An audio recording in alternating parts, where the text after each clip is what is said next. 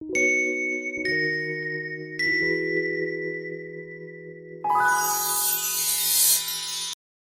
말씀은 여호수아 3장 1절에서 5절 말씀입니다. 또 여호수아가 아침에 일찍 일어나서 그와 모든 이스라엘 자손들과 더불어 시딤에서 떠나 요단에 이르러 건너가기 전에 거기서 유숙하니라.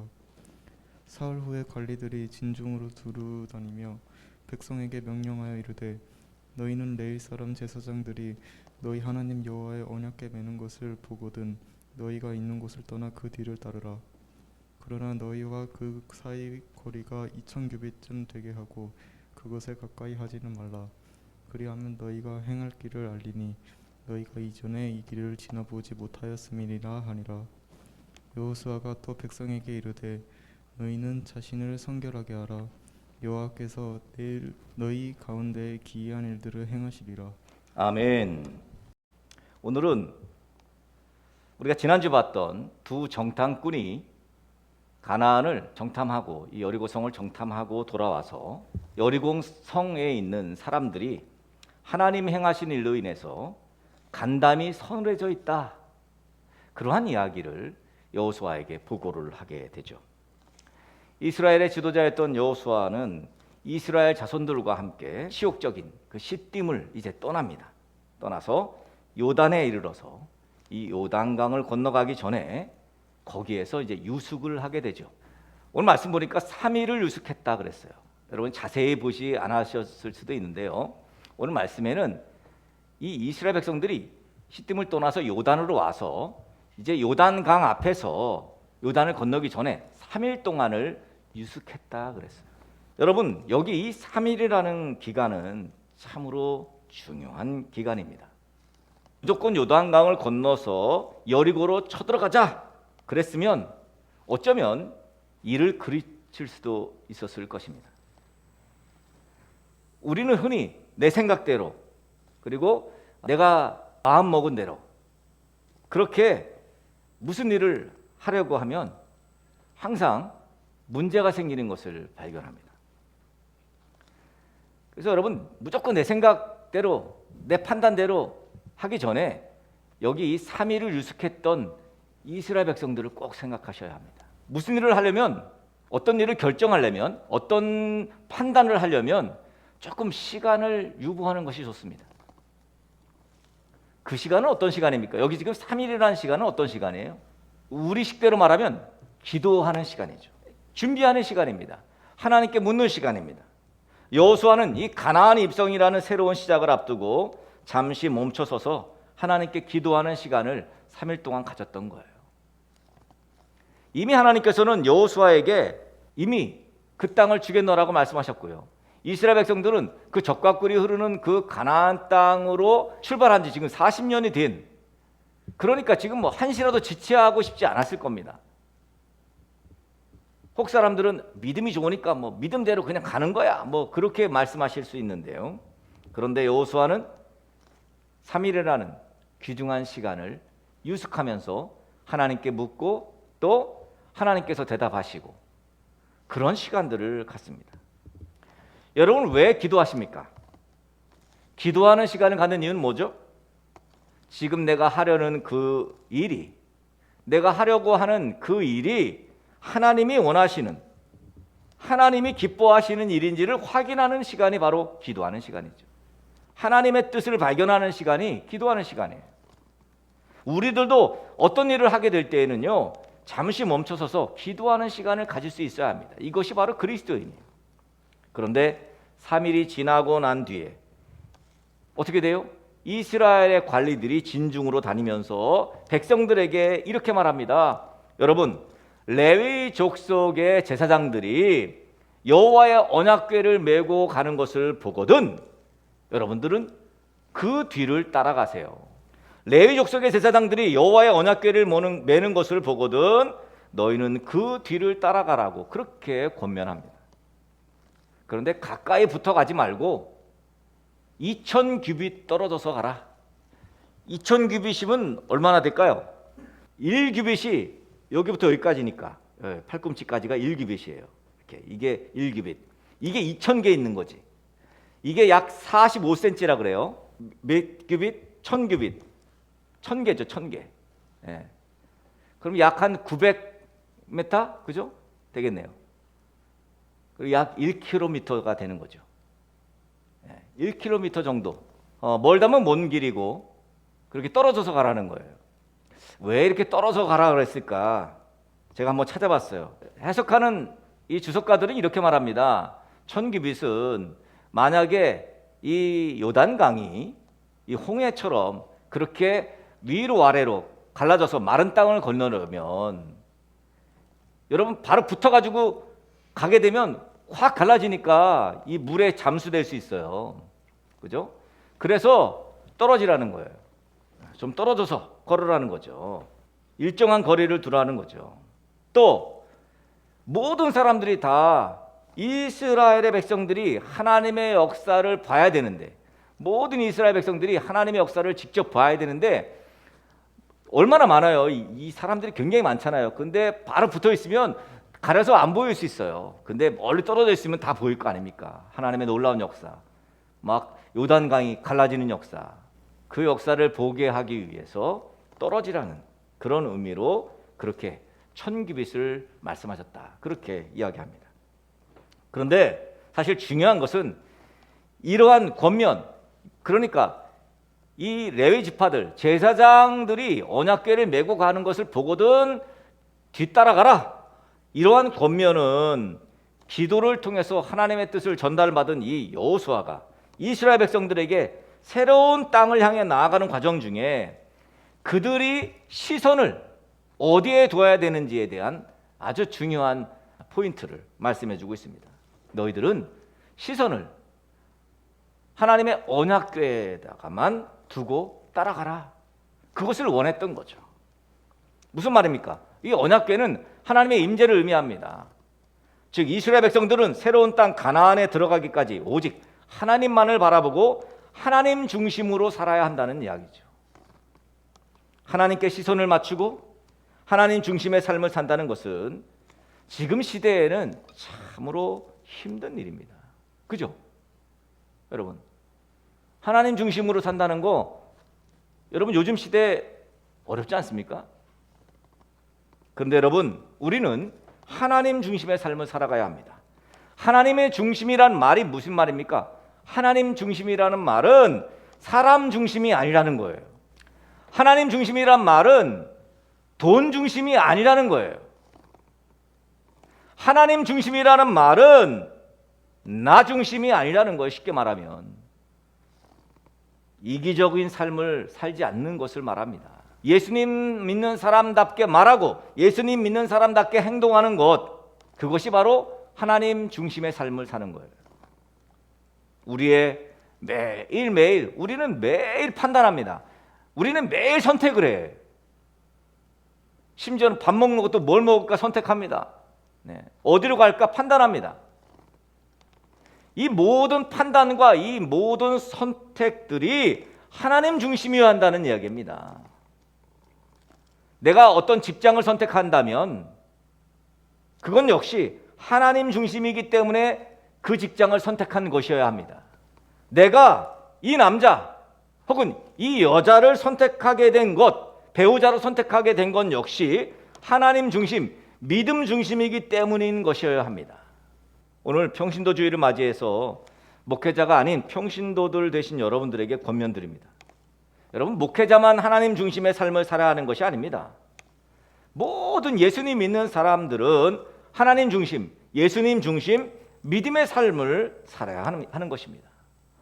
오늘 본문 마지막 절에 5절에 보니까 새로운 땅에 들어가는 이스라엘 백성들에게 여호수아가 강조하는 것이 하나 있죠. 그것은 너희 자신을 성결케 하라는 것이죠.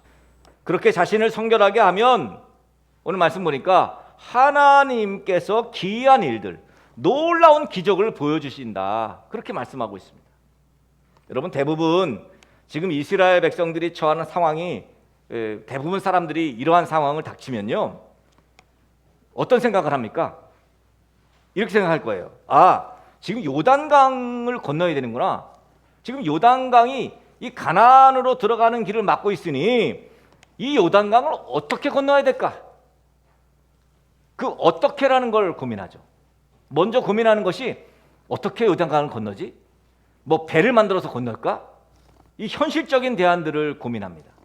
또 아니면 요단강물이 거세니까 야, 이렇게 건널 때 내가 이 가져가는 이거 지금 이 금들, 이거 은들, 이 재산들 이거 어떻게 해야 이거 안 쏠려가지?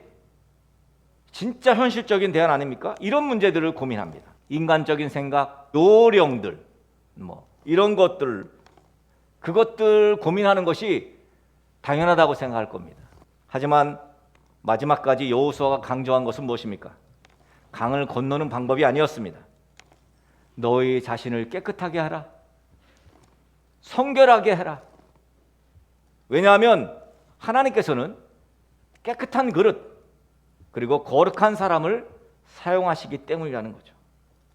오늘 말씀의 약속처럼 우리가 하나님 앞에 거룩하고 정직하게 나아간다면 우리의 앞날은 놀라운 하나님의 일들로 가득 차게 될 것이라고 그렇게 여호수아가 권면하고 있습니다.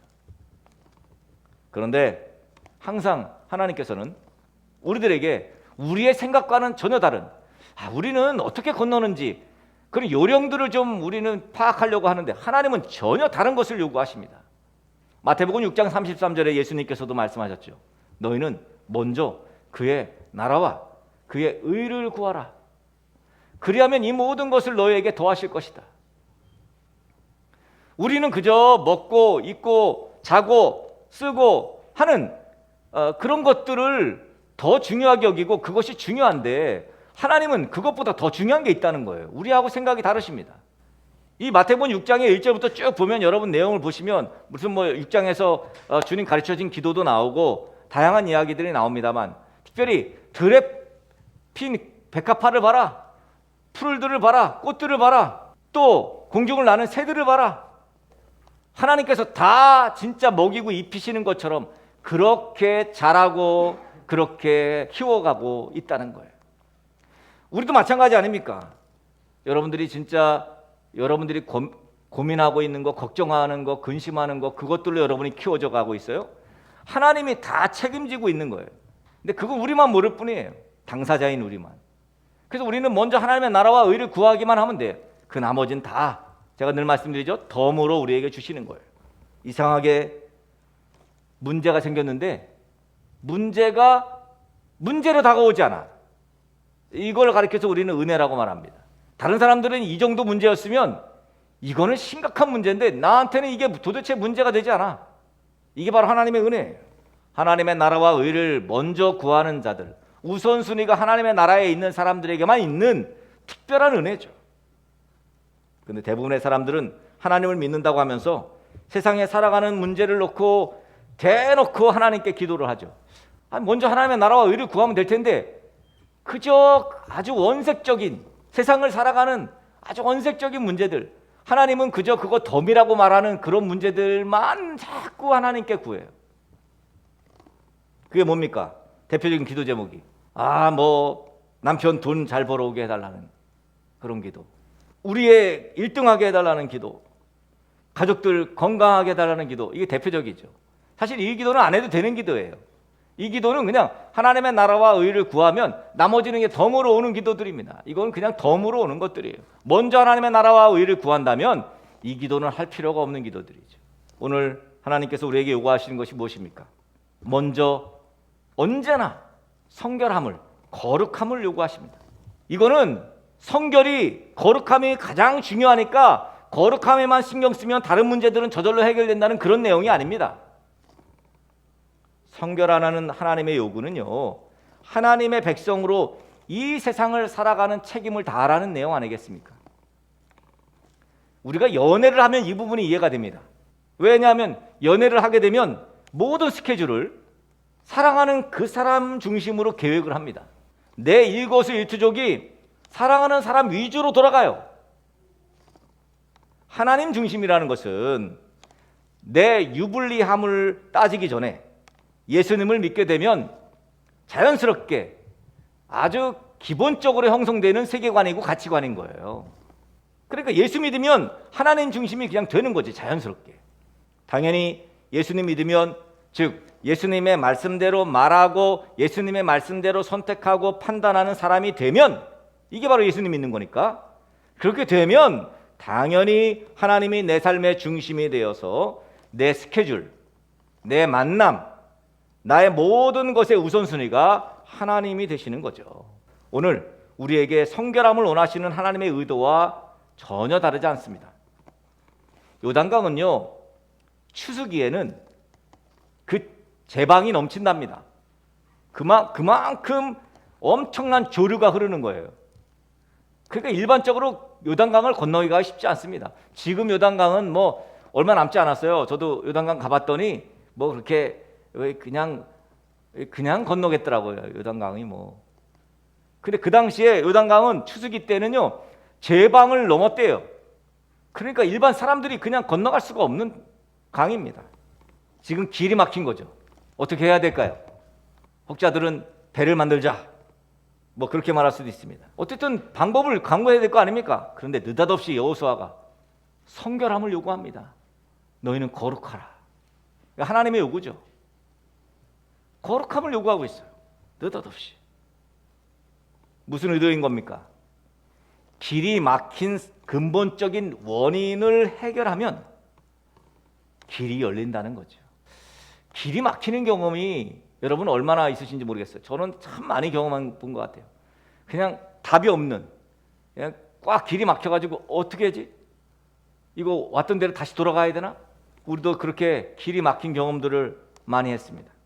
이스라엘이 그들의 길이 막힌 것을 발견한 주된 이유 중 하나가 뭐죠? 길이 막히는 이유가 뭡니까? 대부분 뭐 여러 가지 이유가 있을 수 있습니다만 자주 길이 막히는 이유 중에 하나로 꼽는 것 중에 하나가 바로 죄입니다. 죄로 인해서 길이 막히는 거예요. 이사야 선지자가 이사야서 59장 1절과 2절에서 이렇게 말씀합니다. 여호와의 손이 짧아 구원하지 못하심도 아니요 귀가 둔하여 듣지 못하심도 아니라 오직 너희 죄악이 너희와 너희 하나님 사이를 갈라놓았고 너희 죄가 그의 얼굴을 가려서 너희에게서 듣지 아니하게 함이니라. 하나님은 항상 우리에게 성결하기를 원하십니다. 거룩함을 원하신다고요. 우리가 하나님 중심이 아니라면 즉시 회개를 해야 합니다. 세상의 사람들의 가치관과 세상 사람들이 중심으로 여기는 돈 중심으로 그렇게 산다면, 그렇다면 역시 그 사람들이 가는 곳으로 나도 가야죠. 마가복음 9장 43절과 45절과 47절에 보면 이렇게 말씀합니다. 만일 내 손이 너를 범죄하게 하거든 찍어버려라. 장애인으로 영생에 들어가는 것이 두 손을 가지고 지옥 곧 꺼지지 않는 불에 들어가는 것보다 나으니라. 그리고 44절이 없습니다. 그리고 45절에 이렇게 말씀합니다. 만일 내 발이 너를 범죄하게 하거든 찍어버려라. 다리 저는 자로 영생에 들어가는 것이 두 발을 가지고 지옥에 던져지는 것보다 나으니라. 그리고 역시 46절이 없고요. 47절에 이렇게 말씀합니다. 만일 내 눈이 너를 범죄하게 하거든 빼버리라. 한 눈으로 하나님의 나라에 들어가는 것이 두 눈을 가지고 지옥에 던져지는 것보다 나으니라. 이 말씀을 여러분은 어떻게 이해하십니까? 아유 참 하나님 너무하시네 그렇게 생각되십니까? 진짜 여러분이 여러분의 손을 찍어버리시겠습니까? 그래서 장애인 되시겠습니까? 여러분의 눈을 빼버리시겠습니까? 진짜 그러라는 말씀입니까? 이 말씀이? 이 말씀은 하나님은 우리의 구원에만 관심이 있다는 거예요. 하나님의 관심은 우리의 구원이에요. 우리가 영원한 생명 얻는 데에만 관심이 있어. 그런데 정작 영원한 생명을 얻어야 될 우리는 그냥 돈에만 관심 갖고 명예에만 관심 갖고, 아니 하나님은 우리의 구원에 우리의 영원한 생명을 위해서 성결하게 되라, 거룩하게 되라, 회개하라 그렇게 말씀하시는데 정작 구원받아야 될 우리는, 영원한 생명을 얻어야 될 우리는 도대체 왜 구원에는 관심이 없는 걸까요? 왜 우리가 성결하기를, 거룩하기를 원하시는 하나님의 의도를 왜 자꾸 모르고 있을까요? 왜 우리의 관심은 영원한 생명이 있지 않을까요? 하나님 관심 밖에 있는 돈, 하나님 관심 밖에 있는 세상적인 성공, 이런 것에만 관심을 갖고 있다면 정말 답답한 노릇입니다. 그런데 전혀 관심 갖지 말라는 것이 아닙니다. 여기서 말씀을 드리는 건 뭐예요? 너희는 먼저 그의 나라와 의를 구하라. 먼저, 우선순위예요. 우선순위가 어디에 있냐고요? 뭐 아내도 버리고 남편도 버리고 그런 얘기입니까? 우리는 하나님 중심의 삶을 살라는 오늘 여호수아의 경고에 귀를 기울여야 합니다. 알고 있는데 안 되신다고요? 그렇다면 어쩔 수 없이 하나님의 나라는 포기해야 합니다. 저 가나안 땅은 포기해야 합니다. 여러분, 오늘부터, 지금부터 하나님 중심의 인생을 살아가시기를 축복합니다. 내 꿈, 내 목표, 그것을 이루기 위한 여정들에 하나님이 중심이 되시도록 해야 합니다.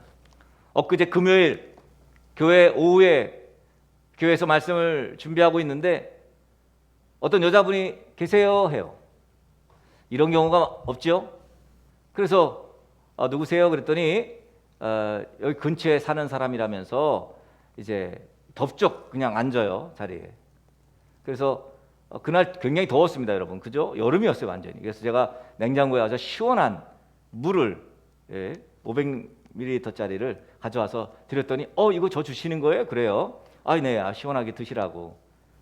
이분이 앉아서 그래서 어떻게 뭐 이사 오셨어요? 그랬더니 아니라고, 여기 뭐 근처에 산다고 그래요.